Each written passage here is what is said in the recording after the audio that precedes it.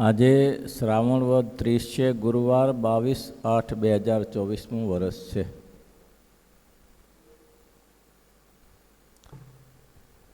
વચનામૃત 54મું બહુ મહત્વનું છે, અતિ ઉપયોગી છે. ગ્રસ્ત જીવન હોય કે ત્યાગાશ્રમી હોય. મહારાજ કે પ્રસંગ અજરમ પાસ મહાત્માના કવિઓ વિદુ સૈવ સાધુ સુકૃતો મોક્ષ દ્વારમ અપાવૃતમ. મોક્ષનું દ્વાર એક સંત જ છે. કાલે મેં હઠયોગની સાધના કહી હતી, પણ હઠયોગની સાધનાથી કંઈ જીવને ભગવાન સુધી પહોંચવું એટલું સહેલું નથી. બાકી રાજયોગ એટલે ભગવાનના સંતનો સમાગમ કરી અને આ જીવને મોક્ષ ગતિને પામવું એ બહુ કઠિન નથી. એટલે જોગીની જંગલના જોગીની વાત કરી કે જરા આસાયમ બધ્યતે લોકા કર્મણા બધી બધ્યતે આયુક્ષયામ ન જાનામી તસ્માત જાગૃહી જાગૃહી. એ શ્લોકની આપણે ચર્ચા કરી હતી. બીજો પહોર થયો. આ કોણ છે? તો કે જેને હરિજન ભક્તનું પાણી પીધું અને એની વાત છે. એને જે અસ્વસ્થ થયો કે હજી તો મારે કાર્યમાં પરિપૂર્ણતા નથી, બ્રહ્મરંદ્ર સુધી પહોંચ્યો નથી અને આ મારે કાશીમાં મોક્ષ માટે જવું છું ને આ તો વચમાં વિઘ્ન પડ્યું અને તરફડીને મરી ગયો ને તેના ઘરે જન્મ થયો. એ જન્મ થયો એ જ માણસ પિતાશ્રીના કહેવાથી ફેરો ફરવા માટે 4 પેરા કરે, 4 પેરા કરવાના હોય. બીજા પેરામાં કહ્યું, પહેલા પેરામાં આસાયમ બધ્યતે લોકા કર્મણા પરિબદ્ધે છે આયુક્ષયમ ન જાનામી તસ્માત જાગૃહી જાગૃહી. આ શ્લોક કહ્યો.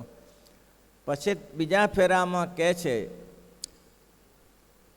મહારાજ કહે છે, બીજા ફેરામાં એમ કહ્યું કે જન્મ દુઃખમ જરા દુઃખમ જાયા દુઃખમ પુનઃ પુનઃ અંતકાલે ચ મહદ દુઃખમ. એની ચર્ચા કરી હતી આપણે.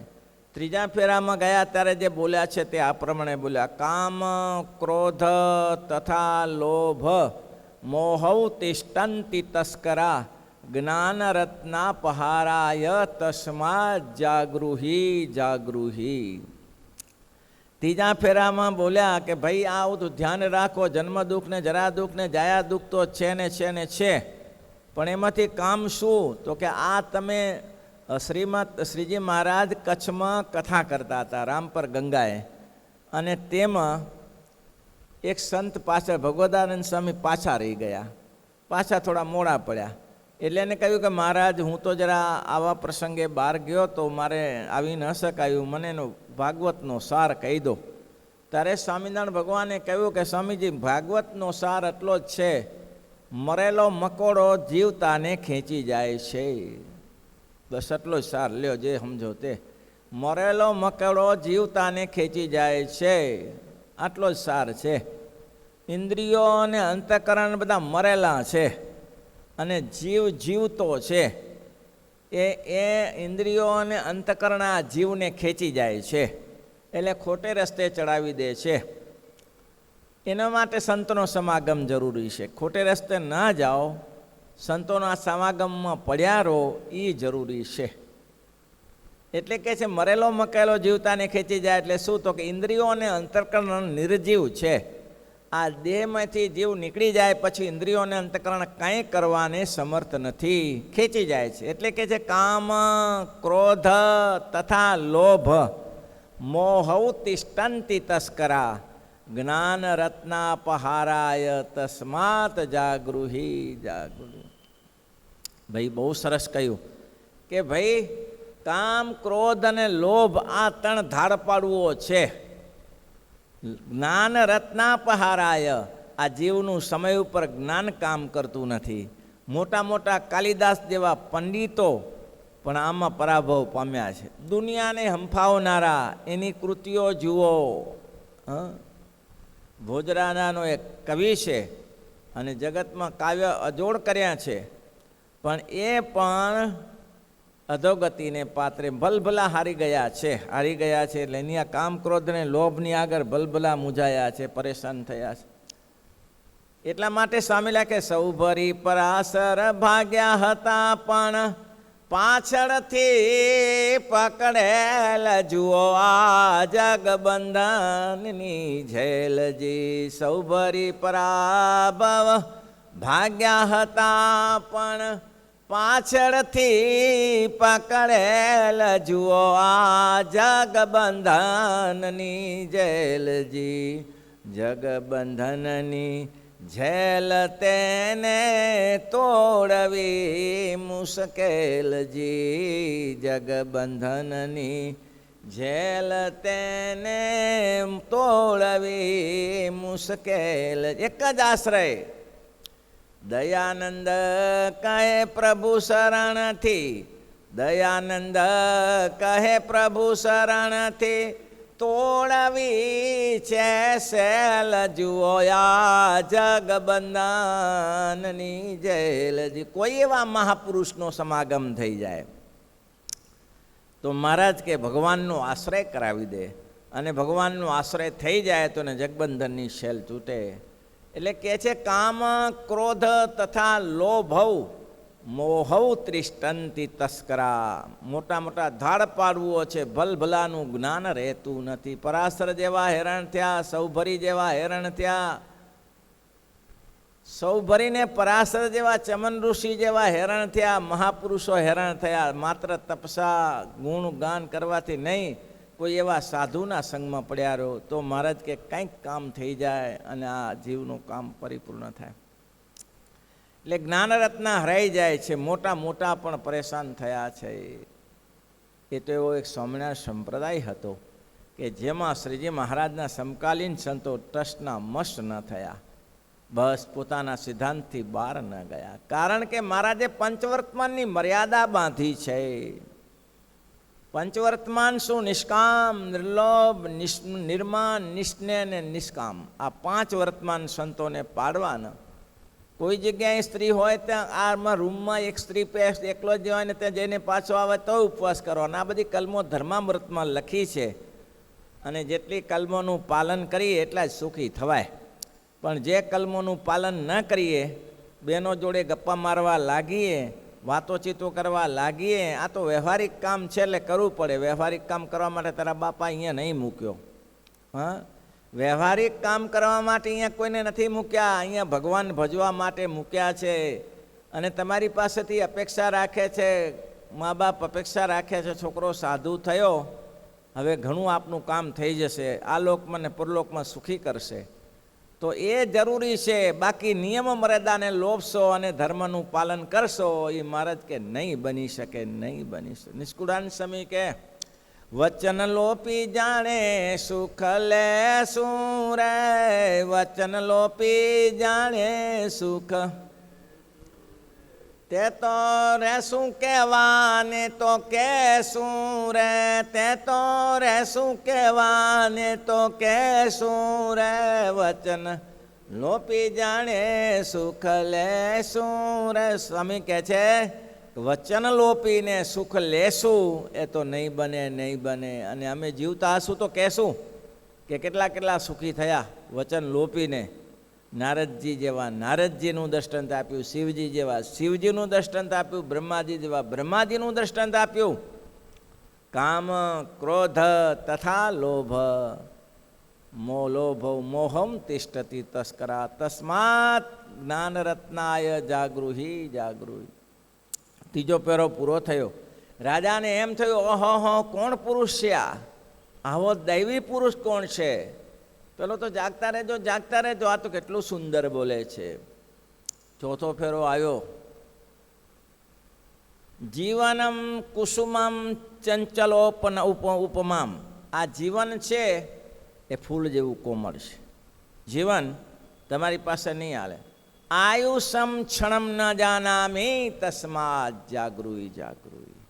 આ જીવન ફૂલ જેવું છે. સવારે ફૂલ ખીલે અને સાંજે કરમાઈ જાય. 2 દિવસ ચાલે, 4 દિવસ ચાલે. આવું જીવન છે. બળતામાંથી બોકી લેવું કયું છે નારણદાસેજી. બધું સળગે છે એમાંથી બચાવી લો જેટલું બચે એટલું. આ જીવન તમારું ઘા ખાઈને પડી જશે એકદમ. તમારું ધંધા કારખાના સાથે નહીં ચાલે, છોકરા છોકરી ગુરુ ચેલાઓ સાથે નહીં ચાલે. એકલા આવ્યા છો ને એકલા જવાનું છે. જીવનમ કુસુમોપમમ આયુષમ ક્ષણભંગુરમ. જીવન કુસુમોપમમ છે. જીવન છે ફૂલના જેવું છે. અને આયુષ ક્ષણભંગુર છે. આયુષની શું આયુષ છે? ક્યારે પડી જાય, ક્યારે હોસ્પિટલ. આપણે તો હોસ્પિટલ ઘરની છે, આપણે જોઈએ જ છીએ. જોતામાં તારા પ્રભાત, જેમ અત્યારે રાત્રિમાં કેટલા નક્ષત્રો દેખાતા હોય અને સવારે છુપાઈ જાય તેમી હસતા હસતા અહીંયા આવતા હોય અને બીજે દી ઉપડી જાય હોસ્પિટલોમાં. એનું આયુષ્ય પૂરું થયું. જીવનમ કુસુમોપમમ આયુષમ ક્ષણભંગુરમ તસ્માત જાગૃહી. એટલા માટે જાગો ભાઈ, જાગો. રાજા નીચે આવીને એને ભેટી પડ્યો. કોણ છો? તો કે ભાઈ એ જ છું, એ જ છું, અહીંયા પાણી પીધેલો, એ જ મારી હાલત છે. અને રાજાએ એનો ઉપદેશ ગ્રહણ કર્યો અને કહ્યું મોક્ષ માર્ગ આ છે. તો આવું થાય, પાછું આવવું પડે. કેમ પાછું આવું? સંતનો સમાગમ. જ્વલંત ઉદાહરણ ભરતજીનું. મહારાજે ઘણી જગ્યાએ ભરતજીનો ઉલ્લેખ કર્યો છે. જ્વલંત ઉદાહરણ, કલ્પની ન શકો તેવું. ઋષભદેવના ડાયરેક્ટ પુત્ર હતા. ઋષભદેવ ભગવાનના તો પુત્ર હતા. ભરતજી જેનું નામ, આ ભારતનું નામ અજનાભખંડ હતું. પણ ભરતનું શાસન આવ્યા પછી આ ભારત વર્ષ થયું ભરતના નામ ઉપર. તો એવા ભરતજી સમર્થ હતા અને 100 ભાઈઓનું શાસન હતું. પોતાના પુત્રને રાજગાદી સોંપી અને જંગલમાં તપસ્યા કરવા ગયા. બોલો. અને તપસ્યા પણ કેવી કરે એમ કહેવાય છે કે જેની તપસ્યાથી આ મહારાજે કેટલી જગ્યાએ કહ્યું. જ્યારે શિક્ષાપત્રીમાં યાદ કર્યું, શિક્ષાપત્રીમાં શ્લોક મૂક્યો, આર્ષભો ભરત પૂર્વો જડવિત્રો જથા વિભિ તથૈવ વર્તિતવ્ય મમાશ્રિત. અમારા સાધુએ જેવી રીતે જળ ભરત વર્તી ગયા તેવી રીતે જળ ભરત એટલે પહેલો, બીજો ને ત્રીજા જન્મમાં જળ ભરત થયા અને વર્તી ગયા તેવી રીતે વર્તવું. સાધુને માન મોટપ મારું તારું ધીમે ધીમે કાઢતા શીખવું કે આમાં લાભ નથી. પોતાના જીવન ચાલે એમાં પ્રવૃત્તિ કરવી પડે. આપણે જીવન આખો દિવસ બેસી રહીએ આંખો બાંધીને, એવા આપણે સિદ્ધ થયા નથી કે આપણે ધ્યાનમાં બેસી રહેશું કલાકો સુધી. એ આપણી પાસે તાકાત નથી. એટલે પ્રવૃત્તિ કરવી પડે. નાની મોટી પ્રવૃત્તિમાં ધ્યાન દેતું જવું અને ભગવાનની કથા વાર્તામાં પ્રસંગમાં પોતે લાભ લેતો જવાનો. બસ એ જ ઉપાય છે. એટલે જ કે છે જે જે કામ કરો એ નિર્ગુણ કરો. આમ યસ્ય ભૂતાનમ જાયતે યત સુવ્રતમ તદેવ આમ્યમ દેવ ન પુનાતિ ચિકિત્સિતમાં. સુખદેવજી કહે છે આત્મારામય મુનિયો નિર્ગંથાતિરુગતે કુર્વંતી અહેતુ કિમ ભક્તિ ઇથમ ગુણો પુરુ. અરે ભગવાનમાં એવા કંઈક ગુણો પડ્યા છે.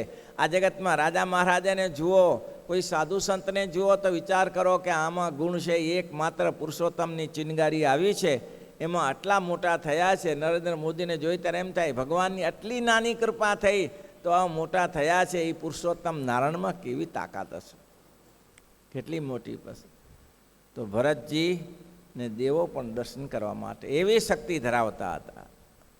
ગંદકીને નદિયાર કિનારે આપણે જોઈ આવ્યા છીએ. બેનીની પાસે, બેનીથી થોડાક આગળ જઈ ભરત આશ્રમ આવે છે. એને પણ પુલાશ્રમ કીધેલો છે. એ પુલાશ્રમ છે. ત્યાં પણ સ્વામિનારાયણ ભગવાન 3 દિવસ રોકાયા છે. એ પુલાશ્રમ. અને પછી મોટા પુલાશ્રમમાં તો 4 મહિના રોકાયા છે. એ પવિત્ર જગ્યાઓ છે. એ ગંદકીને કિનારે તપસ્યા કરતા હતા. તપસ્યા કરતાં કરતાં એમ કહેવાય છે કે આકાશ એની પૂજા અને એની આરાધના જોઈને દેવો ઉપર સ્વયં પુષ્પની વૃષ્ટિ કરવા આવે. એવો પવિત્ર પુરુષ. પણ એક દિવસનો પ્રસંગ, ગંદકીમાં સંધ્યાને માટે, સ્નાન સંધ્યા માટે ગયા અને તે મૃગી પોતાના બાળકને, કારણ કે સિંહ તાળ પાડી, મૃગી નદી કેચવા કૂદવા ગઈ અને ગર્ભ સરી પડ્યો.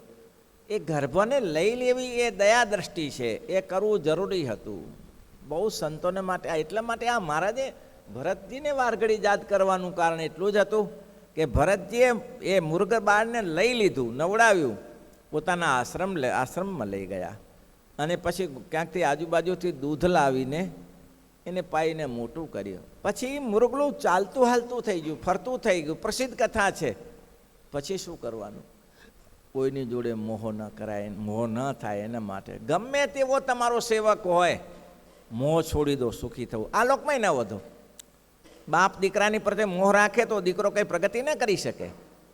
એ એના મોહમાં ને મોહમાં પડ્યો રહે. ગુરુ જો ચેલા પ્રત્યે જો બહુ સ્નેહ રાખવા જાય, બહુ મમતા રાખવા જાય, એ કંઈ ચેલાઓ કંઈ કરી ન શકે. એ નીલાવણમાં પડ્યા રહેતા.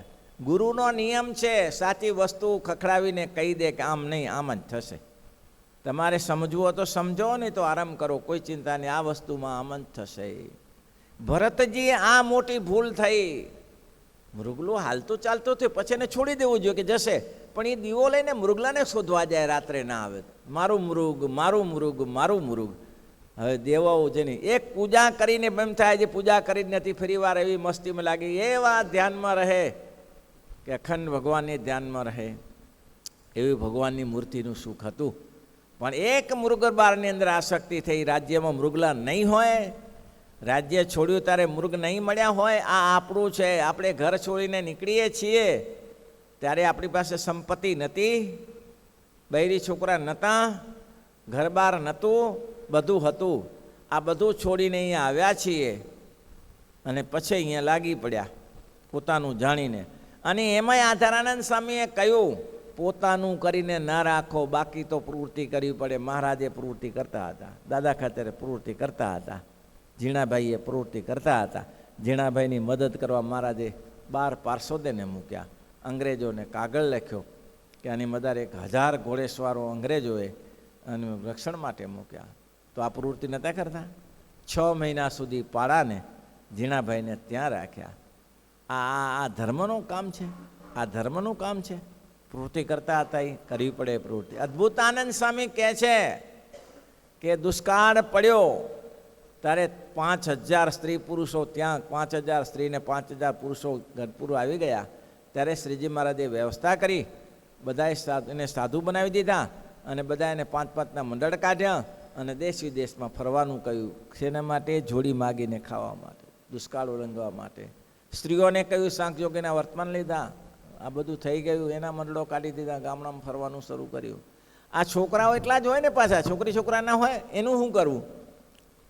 છોકરી છોકરાને કોઈ મમતા રાખ્યા સિવાય, કોઈ સાધુ થયા એ મારો છોકરો છે એવું ના વિચાર્યું. શ્રીજી મહારાજે વ્યવસ્થા કરી દીધી. 5 આના મંડળમાં જાય તો આ જાય, પછીનો દીકરો આવે કે ભાઈ આવે, કાકો આવે, આ 5 આનામાં જાય, 5 આનામાં જાય. 5 છોકરા વેચી દીધા. ત્યાગી બહેનોને 5 દીકરીઓ વેચી દીધી અને 3 વર્ષનો દુષ્કાળ ઉગામ્યો. તારી વાત મારી એ નથી કેવી.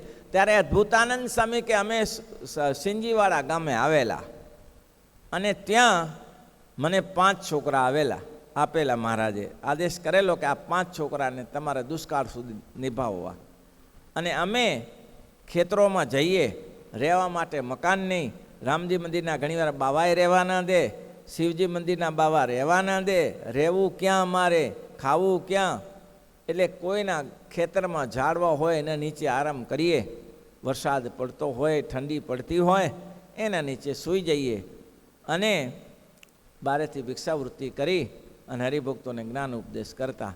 આ 5 છોકરા અમે ભિક્ષાવૃત્તિ કરવા જઈએ ત્યારે કહી જઈએ કે બેટા આગા પાછા ન થતા. અને એ તો ગ્રીષ્મ ઋતુનો સમય હતો, ત્યારે કેરીઓ પાકેલી અને કેરીઓ આંબામાં સરસ આવેલી. અને છોકરાને કહ્યું આમાં કેરી ઉપર ચડશો ને તો આ લોકો ધોકા લઈને પાછળ થશે. છોકરા કે ના ના ના ના ના સામે અમે કંઈ ના કરી, હો અમે બેઠા શાંતિથી, ચિંતા નહીં, તમે જાઓ. હવે આ છોકરા 6, 8, 10, 12 વર્ષના અને સ્વામી બજારમાં જાય ભિક્ષાવૃત્તિ કરવા. અને આ મારા બેટા છોકરાઓ એક આંબા ઉપર એક ચડે, બીજા આંબા ઉપર બીજો ચડે ને સામેથી કેરીઓ તોડીને એકબીજાને ઘા કરે, નીચે કેરીઓનો થર કરી નાખે. જાણે બાપાનો બગીચો હોય એમ. અને સ્વામી આવે અને આ સ્વામી આવે ત્યાં શું કહે? જો ટણકું આવ્યું લે. આટલી સેવા કરે, ખવરાવે પીરાવે અને ટણકું આવ્યું, સાવધાન થઈ જાઓ. હાથમાં મારાને બેસી જાય, સ્વામિનારાયણ સ્વામિનારાયણ સ્વામિનારાયણ સ્વામી. સ્વામી કે તોફાન નથી કર્યું? ના જરાય નહીં ને સ્વામી, તમે ગયા પછી મારા હાથમાં રાખી છો ને સ્વામિનારાયણ સ્વામિનારાયણ કરીએ છીએ. તારા બાપાનો આ કેરીઓનો થર થઈ ગયો એને શું? સ્વામી કે ભાગો, નહીં તો ખેડૂતો આવશે તારે ગાભા કાઢી નાખશે. અને એક આંબેથી ભાગીએ, વળી કોઈના ખેતરમાં જઈએ, તોય છતાંય આ શ્રીજી મહારાજની આજ્ઞા એને અમે સેવા માનતા હતા. શું માનતા હતા? કે મહારાજે આદેશ કર્યો છે એ સેવા. સેવામાં શીંગડું પૂછડું ન હોય, સેવામાં કોઈ શીંગડું પૂછડું ન હોય, પણ જે શ્રીજી મહારાજના વચન માને, પ્રગટ ભગવાન બિરાજતા વચન માને, એ જ મોટી સેવા. પછી મહારાજ ગમે તે સેવા, સફાઈની સેવા બતાવે કે નાની મોટી ગમે તેવા સેવા બતાવે. રાજાભાઈને મહારાજે કીધું પરતભાઈની હાથી ચલાવો, લ્યો હવે ઘર છોડીને નીકળેલા. ઘર છોડીને નીકળેલા તો મહારાજ કે પરોતભાઈની સાચી આંખ 12 વર્ષ સુધી સાંતી ચલાવી આવી, પોતાની સ્થિતિ એની સ્થિતિ બે જોડે જોડે જ છે ખેતર, શેઠે શેઠ ખેતર, છતાં પણ શ્રીજી મહારાજે આજ્ઞા કરી એ સેવા. બસ સંતો આ જરૂરી ચીજ છે. એટલે ભરતજીનું આખ્યાન એ ચમત્કારી કહ્યું છે કે ભરતજીનું આખ્યાન અતિ ચમત્કારી છે. કેમ? તકલીફ શું થઈ? જે આપણે જે સંપ્રદાયમાં મળે છે ભરતજીને ન મળ્યું. ઉપર કોઈ કહેનારું નહોતું. જેના કુટુંબમાં છોકરાઓમાં બાપ નથી એ છોકરાની દશા હારી નહીં રહે, એ છોકરાની દશા હારી નહીં રહે. કેમ? એના ઉપર બાપ નથી. કોણ અંકુશ કોણ રાખે? અંકુશ કોણ રાખે બાપ વગર? જેના મંડળમાં ગુરુ નથી અને જુવનિયા ભેગા થાય એ કોઈ દિવસ ભલીવાર ના લાવે, ઊંધું જ વાળે. કેમ? ત્યાગ ભાગની ખબર ન હોય. એ પોતાને બહુ શાણપણ માને, એ પોતાને બહુ બુદ્ધિશાળી સમજે. અમારા જેવો કોઈ નહીં હો. પેલા નતા કહેતા મોખાસણના હરિભક્તો, મારા બાપાએ શું કર્યું?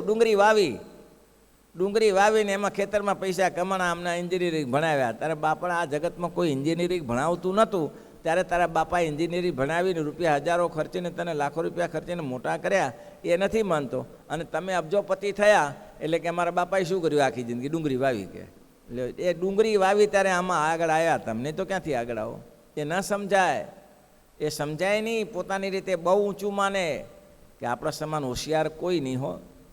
પણ જો પેલાને જેવું થાય પછી પેલા જાનમાં ગયા, જાનમાં તો ગયા પણ વડીલને ના પાડી. બધા જ જુવાનો જવાનું, કોઈ વૃદ્ધો નહીં લેવા. બોલો હવે એમાં પ્રતિબંધ હોય? જાનમાં જવાનું લગ્નમાં, અને બધાએ વૃદ્ધોને લેવા નહીં, બધાએ જુવાનો ગયા, બધા જુવાનો ગયા. હવે આગળ વધ્યા તો તળાવ આવ્યું. ગામનું સમયું થવાનું હતું. ગામવાળા લોકો તેને વરઘોડાનો સમય પોખવા માટે આવે ને, વરરાજાને લેવા માટે, કાજતે વાતે લેવા માટે આવ્યા. પછી કહ્યું કે ભાઈ જુઓ, તમે બધા આવ્યા છો તે ભલે સરસ સાથે આવ્યા, પણ અમારી શરત તમારે પૂરી પાડવી પડશે. જોન્યા કે એમાં હું તમારી ગમે તો એ શરત પૂરી પાડી દઈએ, અમે કંઈ કમ ભાગી નથી. એમ તો કે હા તો છે ને સાંભળી લો, આ જે તળાવ જે પાણીનું ભર્યું છે ને એ તમારે ઘીનું ભરી દેવાનું છે. બોલો પછી જ આપણે આગળ વધાશે. જોન્યા કે આ ઘી ક્યાંથી ભેગું થાય? આવડું ઘીનું તળાવ ભરાય? ઘીનું તળાવ ભરાય? ઊભા રહ્યા 2 કલાક સુધી. ઓલા એન્ટ્રી ના આપી, પછી જ એન્ટ્રી મળે. પણ 2-4 વૃદ્ધોને ખબર હતી કે આ ગયા ને હારા એ કાળિયું કરીને આવશે, એટલે પાછળ સંતાઈને આપણે જઈએ. પેલા 2 વૃદ્ધો પાછળ ગયા, અને વૃદ્ધો તે સમયે ઊભા રહ્યા ત્યાં જઈને. 2 કલાક પછી તો પહોંચી જાય ને પાછા. એટલે પૂછ્યું કે શું હતું? તો કે આ જુઓ ને કે તળાવ ઘીનું ભરી દો તો જ અંદર લગ્ન કરવા માટે અંદર ફેરા ફરવાશે કન્યાને. તે એવું કહ્યું તો કે હા બોલાવો એને બોલાવ્યા. કે લ્યો આ વડીલો આવ્યા કે અમારી શરત બીજી કોઈ નથી, બહુ સામાન્ય શરત છે. આ ઘીનું તળાવ ભરી દો પછી અંદર દીકરીની સાથે તમારા છોકરાને લગ્ન થશે. વડીલ કે એ તો અમે તૈયાર જ છીએ ને ભરવા માટે. તો તમે તૈયાર છો તો હા ભરી દો. એમ જરૂર ભરાય. કેમ? આ પાણી ખાલી કરો પછી ઘી ભરી દઈએ. પાણી જ્યાં સુધી ભર્યું હશે તો ઘી એ બધું મિક્સ થઈ જાય, ના ચાલે. ખાલી કરો પેલું પાણી. પેલા કે આવા દઉં, પતી ગયું. લે વડીલો આવું કામ કરે. એટલે કે છે ગઢા ગાડા વાળે. અમે એક ફેરા જીપ લઈને ફરતા હતા, પીજોટ જીપ લઈને ફરતા હતા, અને પંચર પડ્યું. તે અંદર કંઈ નહીં, અંદર શું કહેવાય એને, ટાયર અધર કરવા માટે ચેક વેક કંઈ નહીં ગાડીમાં. અને વિસનગરથી ઊંઝા આવતા હતા. હવે ગાડી તો વજન તો હોય ને ભાઈ. હવે ઊભા રહ્યા. કીધું આ કેમ સારું આ પંચર નીકળે છે, ચેક તો છે નહીં. ત્યાં એક મિયા કાકા નીકળ્યા. સંતો શું થયું? મેં કીધું થયું તો કાંઈ નહીં, પંચર પડ્યું, જેક નથી. એ કે હું છું ને, જેક નથી પણ હું તો છું ને. કે મેં કીધું તમે શું કરશો? તો કે જુઓ મારા વાલાએ એકલાય ગાડી અધર કરી. બોલો એકલાય ગાડી, હું હજી દૃશ્ય જોઉં છું, એકલાય ગાડી ટાયર પાસે ઊભો રહ્યો અને એકલાય ગાડી અધર કરીને કહ્યું લો કાઢી લો, ટાયર કાઢી લો. મેં કીધું મેં કીધું આ ગાડી અધર ના થાય. મને કે અધર ના થાય, યુક્તિથી થાય, ડાયરેક્ટ બળથી ના થાય, કળથી થાય. એમ કે કળથી કામ કરવું પડે. એટલે વડીલોનું કામ પડે એટલા માટે જીવોને સાવધાન રહેવું. શ્રીપતિમ શ્રીધરમ સર્વદેવીશ્વરમ ભક્તિધર.